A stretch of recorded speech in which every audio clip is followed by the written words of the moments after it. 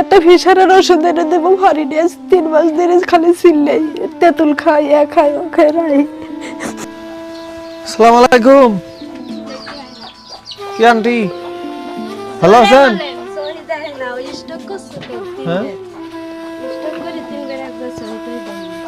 আমার কথা কি শুনতে পাচ্ছেন?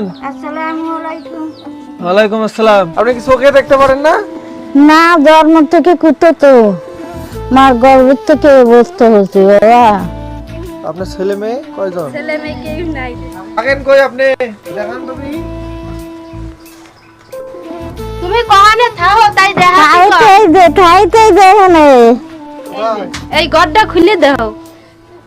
ঠাইতেই দে বাবা, এই যে বিছানা, এই যে দেখে না বিজি বিছানা, একা একাই ঠাই।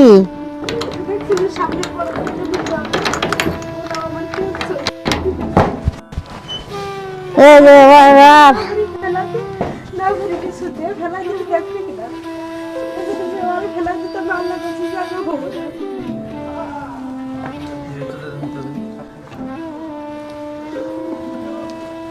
কই এখানে তো কিছুই নাই।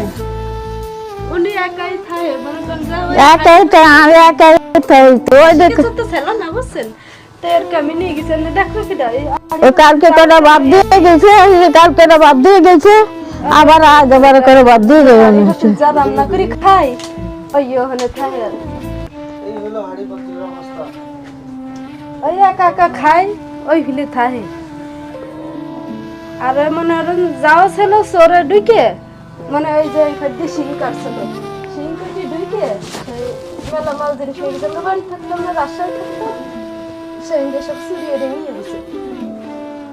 এটারে ফড়াই জানে না তাই পরীক্ষা ফি আমি দিতে পারি নি 3 মাস তো ফিরে বেটে বেতন দিতে পারি না। আমার মেয়েটা এত ভালো মেরে জানে না আমি কেন করতে পারি না কষ্টের কথা আমার দেওয়ার আগে খায় আমার মেয়েটা সেই করে দেয় কিছু করতে পারিনি আমি খুব কষ্টে থাকি কিন্তু কেন করতে পারিনি দেখি আমি না দেখলে সে যাবে কোথায় তার কোনো জায়গা নেই একজন জিজ্ঞেস করে দিয়ে মনে করেন যে এখন তার কেউ নাই ধরেন আমার স্বামী ভালো না আমিও তো বাসা বাড়ি কাজ করি খাই আমার দেহ ছাড়া তো হয় নাই তার কেউ নাই যদি আমি ফেলাই দিই এই বাড়ি আজকে ধরেন আমি রেখে যাই আজ সকালে বাদ দিয়ে যাই সে কাল সকালে আবার এসে দিই কারণ আমার তো আর করার কিছু নাই যে আমারও সামর্থ্য নাই যে তারা আমি ইয়েরবো দেখেন যদি আপনাদের কোনো দয়া হয় বা কিছু হয় তাহলে আপনারা একটু সাহায্য করতে পারেন আর কি।